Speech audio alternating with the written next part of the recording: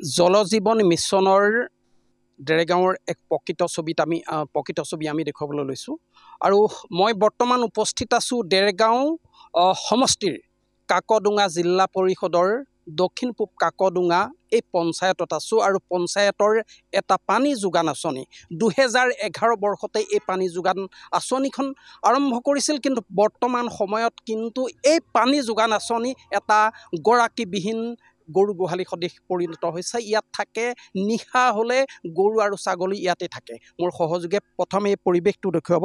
মই এই পানী যোগান আঁচনিৰ সন্মুখ ভাগলৈ সোমাই আহিছোঁ আৰু ND24 দৰ্শকসকলক আমি পোনপটীয়াভাৱে দেখুৱাইছোঁ জল জীৱন মিছনৰ ডেৰগাঁও জিলা পৰিষদৰ ডেৰগাঁও বিধানসভা সমষ্টিৰ দক্ষিণ পূব কাকডোঙা পঞ্চায়তৰ এই পানী যোগান আঁচনি পতানজৰা যি পানী যোগান আঁচনি 2011 বৰ্ষতে কিন্তু ইয়াত ঠিকাদাৰে নিৰ্মাণ আৰম্ভ কৰিছিল। তাৰপিছত কিন্তু বৰ্তমান সময়ত আঁচনিখনৰ অন্তৰ্গত যিসমূহ উপভোক্তা আছিল, উপভোক্তাসমূহে আজিলৈকে কিন্তু এগিলাচ পানী খাবলৈ পোৱা নাই। এক পৰিতাপৰ বিষয় বুলি ক'ব লাগিব, যিহেতু প্ৰায় 500 ঘৰ ব্যক্তিক লৈ এই পানী যোগান আঁচনিটো নিৰ্মাণ কৰিছিল, কিন্তু ঠিকাদাৰ পক্ষই এটা পৰ্যায়লৈকে নিৰ্মাণ কৰিলে। তাৰ পৰৱৰ্তী সময়ত আকৌ নতুন ঠিকাদাৰ ইয়াত নিয়োগ কৰা হ'ল, তেওঁলোকে আকৌ পৰৱৰ্তী কামসমূহ কৰিলে, কিন্তু বৰ্তমান সময়ত প্ৰায় 14টা বছৰ হৈ গ'ল, কিন্তু এতিয়াও ইয়াত কিন্তু ৰাইজে পানী খাবলৈ পোৱা নাই। জল জীৱন মিছনৰ এয়া হ'ল প্ৰকৃত ছবি। ND24 দৰ্শকসকলক আমি পোনপটীয়াভাৱে দৃশ্যসমূহ দেখুৱাইছোঁ। এনেকৈ দেখিবলৈ পোৱা গৈছে এটা JJMৰ যি আঁচনিত কিন্তু এনেকুৱা ছবি দেখিবলৈ পোৱা গৈছে। হাবি জংঘলে ভৰি পৰিছে, ইয়াত গৰু ছাগলীৰ এক গোহালি সদৃশ পৰিণত হৈছে, কিন্তু আজিলৈকে ঠিকাদাৰৰ যি সদিচ্ছা হ'ব লাগিছিল বা বিভাগীয় কৰ্তৃপক্ষৰ যি সদিচ্ছা হ'ব লাগিছিল, সদিচ্ছা নথকাৰ ফলত আজি কিন্তু এইসকল উপভোক্তাই এগিলাচ পানী খাবলৈ পোৱা নাই। স্থানীয় লোকসকলে কৰ্তৃপক্ষক বাৰম্বাৰ অনুৰোধ কৰিছিলে, কিন্তু বৰ্তমান সময়ত কিন্তু কৰ্তৃপক্ষৰ হেমাহিৰ কাৰণে কিন্তু আজিও এনে অৱস্থা দেখিবলৈ পোৱা গৈছে। দাদা, যিহেতু এইখন পানী যোগান আঁচনি পতানজৰা পানী যোগান আঁচনি, এই পতানজৰা পানী যোগান আঁচনিখন 2011 বৰ্ষতেই ইয়াত নিৰ্মাণ কৰিছিল। বৰ্তমান সময়ত কিন্তু আপোনালোকৰ 500 ঘৰ উপভোক্তা আছে বুলি কৈছে স্থানীয় লোকসকলে, কিন্তু এই সময়তো কিন্তু কোনেও পানী খাবলৈ পোৱা নাই। প্ৰকৃতত হৈছে কি? মানে এইটো 2011 চনৰ পৰা আৰম্ভ হ'ল।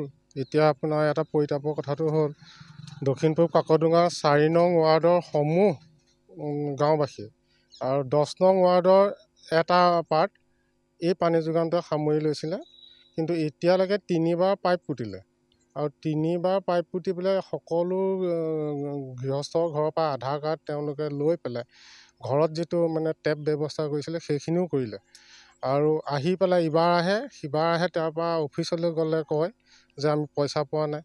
আৰু যদি প্ৰকৃততে পইচা পোৱা নাই, আমি চৰকাৰক ডাইৰেক্ট দোষ দিবলৈও বিচৰা নাই। যদি চৰকাৰে কথাটো নাজানে, এই নিউজৰ জৰিয়তে জানক আৰু আমাক পানীটোৰ পৰা সোনকালে দিয়াটো ব্যৱস্থা কৰক। সম্পূৰ্ণ ইয়াত মানে 2টা ৱাৰ্ড বুলিয়ে ক'ব পাৰি। দক্ষিণ পূব কাকডোঙা পঞ্চায়তৰ আণ্ডাৰত 4 নং ৱাৰ্ডৰ সম্পূৰ্ণ আৰু 10 নং ৱাৰ্ডৰ আধা অংশ, 3 নং ৱাৰ্ডৰ আধা আছে।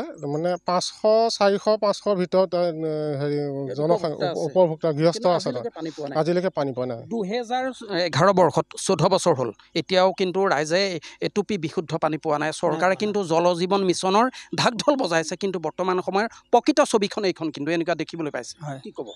নহয়, আমি আচলতে খুব পৰিতাপৰ কথা, ইমান 11 চনৰ পৰা আজিলৈকে আমাক পানী যে ৰাইজ মানে বিভাগীয় কৰ্তৃপক্ষই দিয়া নাই, আমি কি পানী খাইছোঁ কি পানী নাই খোৱা বিভাগীয় কৰ্তৃপক্ষটো এতিয়ালৈকে জনা নাই বা ভাবিও চোৱা নাই।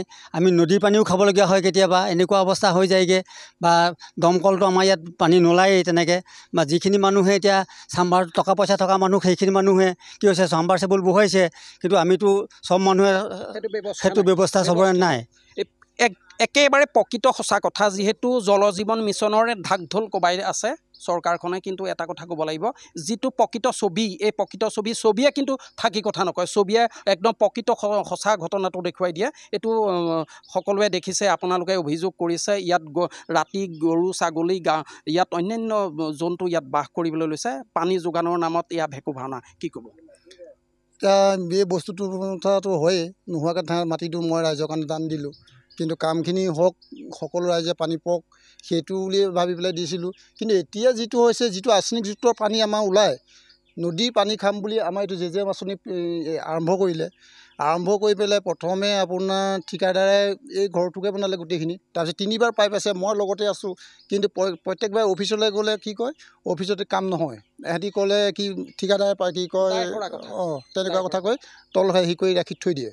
এতিয়া মানুহখিনি কাৰণে য'ত ত'ত গ'লে মোকে সোধে যে পানী কেতিয়া হ'ব, মই অকলে কি কৰিম এতিয়া। সদিচ্ছাৰে আপুনি এই ভূমি দান কৰিছিলে, কিন্তু তাৰ মূল্য কিবা পালে জানো? মই একো পোৱা নাই এতিয়া, মোৰ নাইও সঁচাকৈ। মই এই সাধাৰণ এটা ঘৰ মই বনাই আছোঁ আৰু তাৰপিছত ৰাইজৰ কাৰণে দিলোঁ, কিবা এটা পাম বুলিও মই দিছিলোঁ, কিন্তু সেইটোও মই নাপালোঁ। সঁচাকৈ এক প্ৰকৃত ছবি বুলি ক'ব লাগিব। মোৰ সহযোগে পৰিৱেশটো দেখুৱাইছে, সন্মুখ ভাগত এনেকৈ দেখিবলৈ পোৱা গৈছে গৰু ছাগলীৰ ইয়াত বাস কৰে, গৰু ছাগলী ইয়াত পুৱা গধূলি ইয়াতেই থাকে, গোহালি সদৃশ পৰিৱেশ হাবি জংঘলেৰে ঘেৰি ধৰিছে, কিন্তু জল জীৱন আঁচনিৰ নামত চৰকাৰৰ যি কাম কৰিব লাগিছিল, যি ধৰণে তেওঁলোকে পদক্ষেপ গ্ৰহণ কৰিব লাগিছিল, এই পানী যোগান আঁচনিৰ যি পতানজৰা পানী যোগান আঁচনিৰ পতান